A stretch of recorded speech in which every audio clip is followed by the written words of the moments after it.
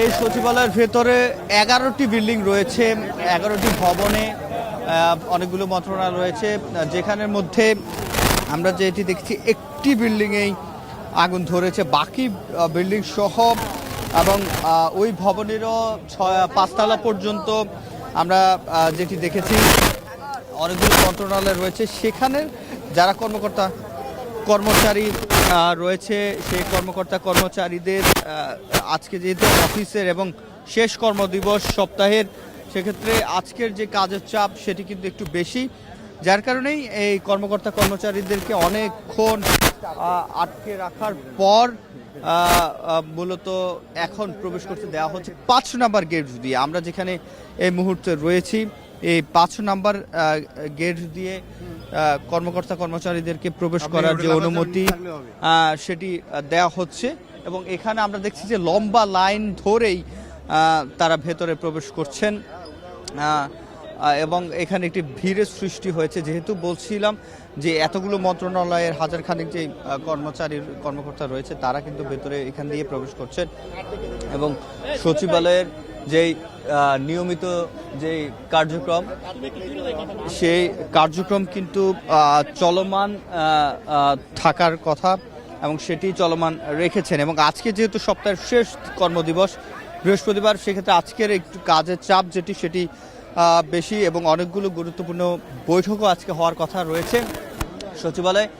সেগুলো এখন পর্যন্ত বাতিল হয়নি, কিন্তু সেগুলো চলবে কি না কিংবা কখন নাগাদ হবে সেটিও আসলে কর্মচারীরা সেটি এখন পর্যন্ত সেভাবে জানাননি। তবে যেহেতু অফিসের সময় শুরু হয়ে গেছে, ইতিমধ্যে আমরা যেটি দেখেছি আরও 2 ঘন্টা আগে থেকেই এখানে সচিবালয়ে যারা চাকরি করেন তারা সকলে এখানে এসে অপেক্ষা করছেন এবং এরকম একটা ভয়াবহ দুর্ঘটনা বলা যায় না, ভয়াবহ ঘটনা ঘটে গেল যেটি ইতিহাসে কখনো এমন ঘটনার সাক্ষী হয়নি। দেশ সচিবালয়ের মধ্যে একটি গুরুত্বপূর্ণ জায়গায় আগুন লেগেছে এবং এই আগুন লাগার যে বিষয়টি সেটি ফায়ার সার্ভিস যেটি বলছে আমাদেরকে 1:52 তারা দিবাগত রাতে তারা খবর পায়। 1:54 থেকে তাদের প্রথম ইউনিট এখানে এসে পৌঁছে এবং তারা কাজ শুরু করে।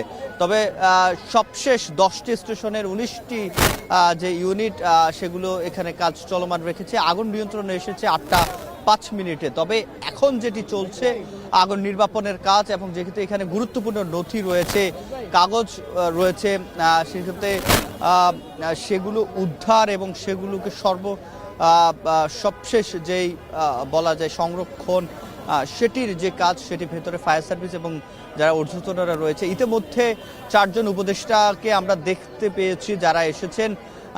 আমরা শুরুতে স্বরাষ্ট্র উপদেষ্টাকে দেখতে পেয়েছি জাহাঙ্গীর আলম চৌধুরী, তারপরে ডাক ও টেলি যোগাযোগের নাহিদ ইসলাম উপদেষ্টা তিনিও এসেছেন, তারপরে আমরা যেটি দেখেছি অর্থ উপদেষ্টা তিনি বাণিজ্য উপদেষ্টা শেখ বশিরউদ্দিন ভেতরে প্রবেশ করেছেন এবং স্বরাষ্ট্র উপদেষ্টা ভেতরের থেকে বের হয়ে আমাদের সাথে কথা বলেছেন। তিনি যেটি বলেছেন একটি তদন্ত কমিটি গঠন করা হয়েছে এবং এই তদন্ত কমিটির প্রতিবেদনে বলা যাবে যে এই আগুনের যে সূত্রপাত কিভাবে হয়েছে। তবে প্রাথমিকভাবে ফায়ার সার্ভিস যেটি ধারণা করছে যে এটি বৈদ্যুতিক কোনো গোলযোগের থেকে এই আগুনের সূত্রপাত। তবে সাধারণ মানুষ এবং এখানকার যে কর্মচারী রয়েছেন তারা যেটি বলছেন এবং যখন একেবারে শুরুর কথা বলছিলাম 2টার সময় যখন প্রথম গণমাধ্যম কর্মীরা এখানে আসে এবং ফায়ার সার্ভিস এখানে আসে তখন কিন্তু এই 8 নম্বর ভবনের বলা যায় যে এক পাশের একটি ভবনে আগুন দৃশ্যমান হয়, তারপরে তার পাশের কক্ষে আগুন দৃশ্যমান হয়। তবে সবচেয়ে আশ্চর্যজনক যে বিষয়টি সেটি হচ্ছে তার থেকে 200 থেকে 300 ফিট দূরে আরেকটি কক্ষে অর্থাৎ একই সময়ে একটি বিচ্ছিন্ন যে আগুনের ঘটনা, ভিন্ন ভিন্ন 2টি কক্ষে, যেটি একসাথে নয় অনেক দূরের 2টি কক্ষে আগুনের এই যে সূত্রপাত সেটি নানা প্রশ্ন জাগে। এটি দুর্ঘটনা নাকি নাশকতা নাকি কি, সেই প্রশ্ন আসলে মানুষের জনমনে উঠছে। তবে এটি তদন্ত কমিটি যেহেতু একটি গঠন করা হয়েছে, সেই তদন্ত কমিটির রিপোর্টের উপর ভিত্তি করে বলা যাবে যে এটি কি শুধুই বৈদ্যুতিক গোলযোগের কারণে আগুন লাগার যে বিষয়টি সেটি ঘটেছে নাকি অন্য কোনো কারণ। এবং অন্তর্বর্তী সরকারে যেহেতু স্বরাষ্ট্র উপদেষ্টা কথা বলেন যে জাহাঙ্গীর আলম চৌধুরী, তিনি যেটি বলেছেন তারা প্রাথমিকভাবে কোনো কথা বলেননি। ফায়ার সার্ভিসের পক্ষ থেকে প্রাথমিকভাবে বলেছেন যে এটি বৈদ্যুতিক গোলযোগের কারণে এই দুর্ঘটনা হয়েছে এবং ভিতরে গোয়েন্দা সংস্থা থেকে শুরু করে যারা তদন্ত কমিটিতে রয়েছেন তারা ভেতরে প্রবেশ করেছেন, তারা বিষয়গুলো দেখছেন এবং সবশেষ একটি নথিও যদি তারা ঠিকঠাক বলা যায় বাঁচানো যায় কিংবা উদ্ধার ঠিকঠাক করা যায় সেটি তারা চেষ্টা চালিয়ে যাচ্ছেন। এবং আমি আপনাকে ইউনিটগুলোর কথা বলছিলাম, প্রথমে সচিবালয়ে কিন্তু একটি ফায়ার সার্ভিসের ইউনিট থাকে, সেটি সহ সিদ্দিকবাজার ইউনিট, তেজগাঁও, পলাশী, সদরঘাট, লালবাগ, বারিধারা, পূর্বাচল, উত্তরা, খিলগাঁও, এই 10টি স্টেশনের 19টি ইউনিট একসাথে কাজ করেছে। এবং এখন আমরা যেখানে আছি 5 নম্বর গেটে, এখানে দেখতে পাচ্ছেন লম্বা লাইন। সচিবালয়ের যারা চাকরি করেন কর্মকর্তা কর্মচারী রয়েছেন বিভিন্ন মন্ত্রণালয়ের দপ্তরের বিভাগগুলোতে, তারা ভেতরে প্রবেশ করছে যেহেতু আজকে শেষ কর্মদিবস সপ্তাহের এবং গুরুত্বপূর্ণ দিন এবং বাংলাদেশের সবচেয়ে গুরুত্বপূর্ণ বলা যায় স্থাপনা এই সচিবালয়, এখান থেকে বাংলাদেশের গুরুত্বপূর্ণ সিদ্ধান্তগুলো আসে। সেক্ষেত্রে কর্মকর্তা কর্মচারীদের যে দেশের কার্যক্রম স্বাভাবিক রাখার জন্য তাদেরকে ভেতরে প্রবেশ করতে হবে। যেহেতু 11টি ভবন এখানে, তার মধ্যে একটি ভবন ক্ষতিগ্রস্ত হয়েছে, 6, 7, 8 এবং 9 তলা, এই 4টি ভবনের 8 নম্বর ভবনের 4টি যে তলা সেটি ক্ষতিগ্রস্ত হয়েছে। বাকি যে ভবনগুলো সেগুলো যেহেতু ঠিক রয়েছে, সেখানে যে নিয়মিত যে কার্যক্রম সেটি পরিচালনার জন্য তারা তাদের যে প্রচেষ্টা হিসেবে অনুমতি দেওয়া হয়েছে, ইতিমধ্যে কর্মকর্তা কর্মচারীদেরকে ভেতরে প্রবেশ করতে দেওয়া হচ্ছে। তবে 8 নম্বর যেই ভবনটি রয়েছে সেখানে এখনই প্রবেশ করতে দেওয়া হচ্ছে না। এবং সেক্ষেত্রে উপদেষ্টারা এসেছেন, উপদেষ্টা নাহিদ ইসলাম এসেছেন, তিনি গণমাধ্যমের সঙ্গে কথা বলেন কিনা কিংবা বাকি যে উপদেষ্টারা রয়েছেন আর কেউ কথা বলেন কিনা সেটিও দেখার বিষয়। যেহেতু ইতিমধ্যে স্বরাষ্ট্র উপদেষ্টা এখানে এসে কথা বলেছেন এবং তিনি বলেছেন আগুন নিয়ন্ত্রণে এসেছে 8টা 5 মিনিটে এবং হতাহত একজন ফায়ার ফাইটার এখানে নিহত হয়েছেন, যিনি আগুন নিয়ন্ত্রণ করতে এসে যখন তাদের সরঞ্জাম তিনি কাঁধে করে নিয়ে পানি পরিবহন করতে যে একটি দ্রুতগতির একটি ট্রাকের ধাক্কায় পড়ে গিয়ে তিনি রক্তক্ষরণে পরবর্তীতে হাসপাতালে মারা যান। এবং সবচেয়ে গুরুত্বপূর্ণ যে তথ্যটি দিতে চাই, এই 8 নম্বর যেই বিল্ডিংটি রয়েছে ভবন 7, দুঃখিত, এই ভবন 7-এর যে গুরুত্বপূর্ণ যেই মন্ত্রণালয়গুলো রয়েছে, অভ্যন্তরীণ সম্পদ বিভাগ কিন্তু এটার ভিতরে রয়েছে, আর্থিক প্রতিষ্ঠান বিভাগ রয়েছে, ডাক, টেলিযোগাযোগ ও তথ্য প্রযুক্তি মন্ত্রণালয় রয়েছে 7 নম্বর ভবনে, শ্রম কর্মসংস্থান মন্ত্রণালয়, যুব ও ক্রীড়া মন্ত্রণালয়, স্থানীয় সরকার পল্লী উন্নয়ন ও সমবায় মন্ত্রণালয় রয়েছে, সড়ক পরিবহন ও সেতু মন্ত্রণালয়। অর্থাৎ বাংলাদেশের গুরুত্বপূর্ণ যে মন্ত্রণালয়গুলো তার প্রায় সবকটি বলা যায় বেশ কয়েকটি এটার ভিতরে রয়েছে 7 নম্বর ভবনে। এই 7 নম্বর ভবনে এই যে আগুনের যে ঘটনা, সেই ঘটনায় যারা এখানকার কর্মকর্তা কর্মচারী এবং ফায়ার সার্ভিস রয়েছে তারা যেটি বলছে, সড়ক পরিবহন, সেতু, আর্থিক প্রতিষ্ঠান বিভাগ এবং শ্রম কর্মসংস্থান, ডাক, টেলিযোগাযোগ, এই মন্ত্রণালয়গুলোর কিছু কক্ষ বেশ ক্ষতিগ্রস্ত হয়েছে। এখন দেখার বিষয় এখানে গুরুত্বপূর্ণ কোনো নথি ক্ষতি হয়েছে কিনা, কিংবা যদি হয় সেটি কিভাবে অন্তর্বর্তী সরকার সামলে নেবেন, কিংবা এটি বাংলাদেশের জন্য কতটা ক্ষতি সেটি আসলে পরবর্তীতে বলা যাবে। এখনও যেহেতু তদন্ত চলমান কিংবা এখনই ঘটনার রেশ কাটেনি এবং এখনও ঘটনাস্থলে আমরা রয়েছি এবং এটার আশপাশে যেই ধোয়ার গন্ধ, কাগজ পোড়ার গন্ধ সেটি কিন্তু দেখা যাচ্ছে। এবং আমরা ল্যাডার দিয়ে যেটি দেখেছি কক্ষগুলোর যে গ্লাস সেগুলো ভেঙে, আয়না ভেঙে ভেতরে ফায়ার সার্ভিসের যারা কর্মীরা রয়েছেন তারা ভেতরে প্রবেশ করেছেন। এবং আমরা এখন এই মুহূর্তে 5 নম্বর গেট দিয়ে 5 নম্বর গেটের সামনে রয়েছি এবং আমাদের সহকর্মীরাও সেটি দেখানোর চেষ্টা করছে। কর্মকর্তা কর্মচারী যারা রয়েছেন সচিবালয়ে, আজকে যেহেতু একটি গুরুত্বপূর্ণ দিন, সপ্তাহের শেষ কর্মদিবস, সেক্ষেত্রে আজকের যে স্বাভাবিক যে কার্যক্রম সেটি পরিচালনার জন্য তারা সকলেই ভেতরে প্রবেশ করছেন। শুরু থেকে অনেক সময় ধরে তারা অপেক্ষা করছিলেন। এমন একটি দুর্ঘটনার পর শুরুতেই তারা সিদ্ধান্ত নেননি যে আজকে অফিস ঠিক কখন শুরু হবে, তবে সিদ্ধান্ত নেওয়ার পরে ঠিক প্রেস ক্লাবের এবং মেট্রো রেল স্টেশন যেটি রয়েছে সচিবালয়ের যে স্টেশনটি সেটির পাশের যে গেটটি রয়েছে 5 নম্বর গেট, সেই গেট দিয়ে প্রবেশ করতে দেয়া হচ্ছে কর্মকর্তা কর্মচারীদেরকে। এবং এখানে যারা কাজ করেন আমরা সেটি দেখছি, লম্বা লাইনে করে তারা ভেতরে প্রবেশ করছেন। এবং ঘটনার ভেতরের ঘটনা কি সেটি এখন দেশ তাকিয়ে আছে সেটি জানার জন্য।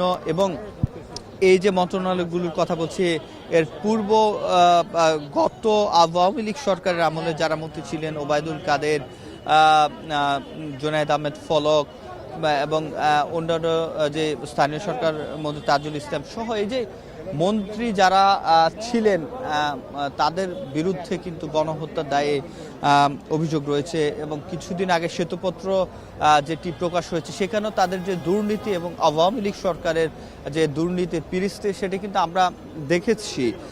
এবং তারপরে এমন একটি ঘটনা উদ্বেগ জায়গায় মানুষের মধ্যে শঙ্কা জেগেছে যে এই ঘটনা শুধুই কি নিছক দুর্ঘটনা নাকি এটার পেছনে অন্য কিছু আছে। যদিও সংবাদকর্মী হিসেবে আমরা এই মুহূর্তে শুধুমাত্র দেখেছি আগুন লাগার বিষয়টি এবং সেটি আগুন নির্বাপনের যে চেষ্টা সেটি।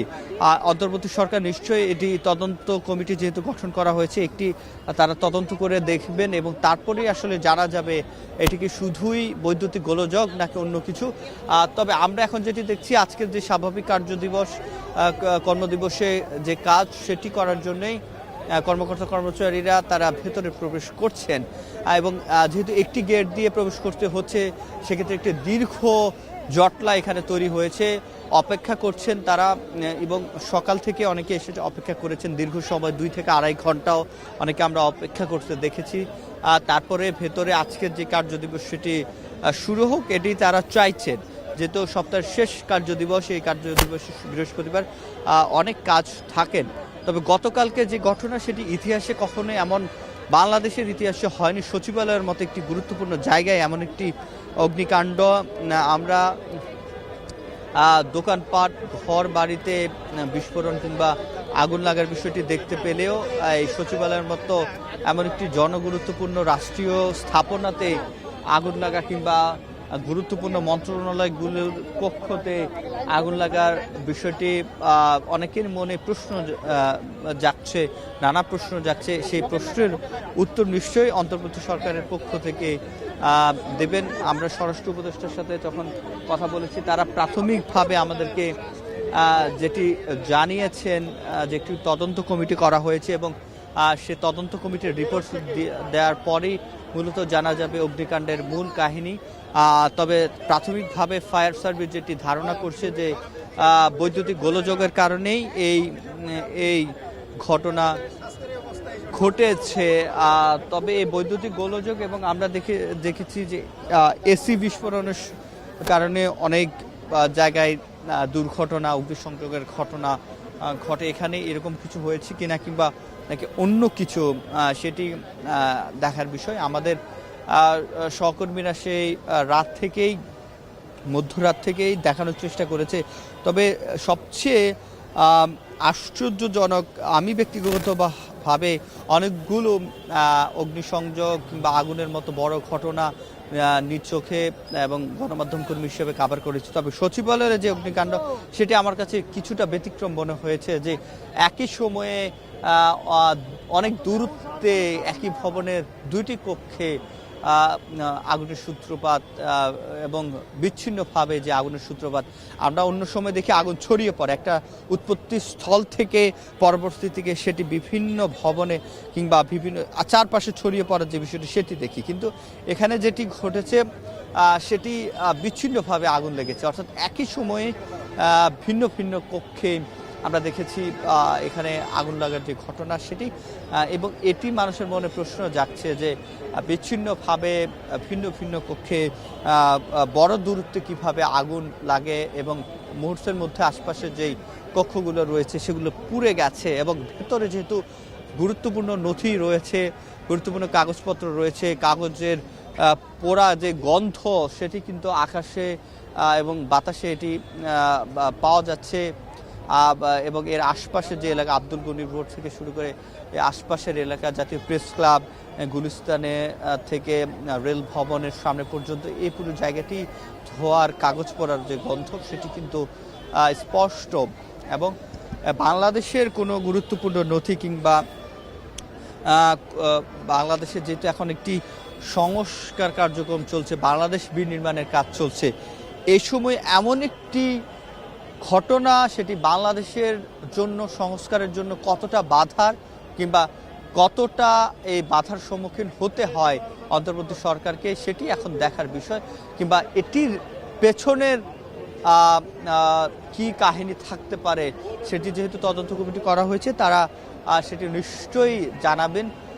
তবে আমরা যেটি দেখেছি ইতিমধ্যে সেনাবাহিনী, পুলিশ, বিজিবি বেশ কয়েকটি ইউনিট এখানে নিরাপত্তা যে জোরদার সেটি ভোর থেকে রাত থেকে এখানে করা হয়েছে, এবং তারা আইনশৃঙ্খলা পরিস্থিতির যাতে কোনো অবনতি না হয় সেটির দিকে সর্বোচ্চ দৃষ্টি রাখছেন। তবে একই সাথে গতকাল রাতে অর্থাৎ দিবাগত রাতে আজকের যে ঘটনাটি ঘটেছে সে সময় আইনশৃঙ্খলা বাহিনীর কি ভূমিকা ছিল, তারা কোথায় ছিলেন, এমন একটি গুরুত্বপূর্ণ জায়গায় তাদের অবস্থান কি ছিল, কিংবা সচিবালয়েও তো একটি ফায়ার সার্ভিসের ইউনিট থাকে, তারা কোথায় ছিলেন, কিংবা আগুন এভাবে বিচ্ছিন্নভাবে কিভাবে লেগেছে, এখানে কারা দায়িত্বে ছিলেন, এই সব বিষয়টি কিন্তু এখানে জনমনে প্রশ্ন জাগছে, এবং সেই উত্তরটি অন্তর্বর্তী সরকারের দিকে চেয়ে আছে সাধারণ মানুষ, সারা দেশের মানুষ। এবং এখানকার যারা কর্মকর্তা কর্মচারী যারা এসেছেন তাদের সাথেও আমরা কথা বলেছি, তাদের মনে উদ্বেগ। তারাও বলছেন এমন গুরুত্বপূর্ণ জায়গা এবং গুরুত্বপূর্ণ মন্ত্রণালয়ের কক্ষে বিচ্ছিন্নভাবে এভাবে আগুন লাগাকে শুধুই কি দুর্ঘটনা কিনা, নাকি বাংলাদেশকে পঙ্গু করার একটি পায়তারা কিন্তু 5ই আগস্টের আগেও ছিল, পরে আরও ভালোভাবে শুরু হয়েছে। সেখানে এখানে কোনো ষড়যন্ত্র রয়েছে কিনা, কিংবা শুধুই দুর্ঘটনা হলে এই দুর্ঘটনা ঘটার পেছনে কারো অবহেলা রয়েছে কিনা সেটিও কিন্তু খতিয়ে দেখবেন অন্তর্বর্তী সরকার। এবং যে প্রশ্নটি আমাদের চোখে ধরা পড়েছে এবং সাধারণ জনগণ যে প্রশ্নটি তুলছেন, বিচ্ছিন্নভাবে ভিন্ন ভিন্ন কক্ষে কিভাবে একই সময়ে আগুন লাগে, সেই প্রশ্নের উত্তরও নিশ্চয়ই তদন্ত কমিটির পক্ষ থেকে দেয়া হবে। এবং স্বরাষ্ট্র উপদেষ্টা জাহাঙ্গীর আলম চৌধুরী ইতিমধ্যে তদন্ত কমিটির যে নির্দেশনা সেটি কিন্তু দিয়ে দিয়েছেন। আমরা ডাক ও টেলিযোগাযোগ মন্ত্রণালয় উপদেষ্টা নাহিদ ইসলামকে দেখেছি, আমরা শেখ বশিরকে দেখেছি যিনি অর্থ উপদেষ্টা, তারা এখানে এসেছেন, তারা ভেতরে প্রবেশ করেছেন, পরিদর্শন করেছেন। এবং এখানকার যে এখনকার চিত্র সেটি হচ্ছে প্রথম আজকের চ্যালেঞ্জ যেটি ছিল আগুন নিয়ন্ত্রণে আনা, সেটি 8টা 5 মিনিটে এসেছে। এখন যেটি নির্বাপন শেষ করে পুনরুদ্ধারের যে বিষয়টি সেটি এখন চলমান রয়েছে। এটি একটি বড় চ্যালেঞ্জ যে সঠিকভাবে পুনরুদ্ধার এবং গুরুত্বপূর্ণ নথিকে বাঁচানোর যে চেষ্টা, সেটি ফায়ার সার্ভিস থেকে শুরু করে আইনশৃঙ্খলা বাহিনী এবং তদন্ত কর্মকর্তারা তারা সেটি ভেতরে চেষ্টা করছেন। এবং আরেকটি বিষয়, যেহেতু আজকে দিনের গুরুত্বপূর্ণ সপ্তাহের শেষ কর্মদিবস বৃহস্পতিবার, সেটি গুরুত্বপূর্ণ, তার জন্য স্বাভাবিক যে কার্য সেটি চলমান রাখার জন্য তাদের যে প্রচেষ্টা সেটিও কিন্তু চলমান রয়েছে। এবং আমরা 5 নম্বর গেট দিয়ে সেটি দেখছি যে সচিবালয়ের ভেতরে যেহেতু 7টি মোট 11টি ভবন রয়েছে, সেই 11টি ভবনের মধ্যে শুধুমাত্র 7 নম্বর ভবনের 6, 7, 8, 9 এই 4টি যেই তলা সে ক্ষতিগ্রস্ত হয়েছে। বাকি যে ভবনগুলো রয়েছে সেগুলোতে স্বাভাবিক যে কার্যক্রম সেই স্বাভাবিক কার্যক্রম পরিচালনার জন্য তাদের কর্মকর্তা কর্মচারীদের ভেতরে প্রবেশ করার অনুমতি দেওয়া হয়েছে, যদিও এখনও অনেকে বাইরে অপেক্ষা করছেন, যেহেতু একটি গেট দিয়ে একজন একজন করে ভেতরে প্রবেশ করা হচ্ছে এবং সেক্ষেত্রে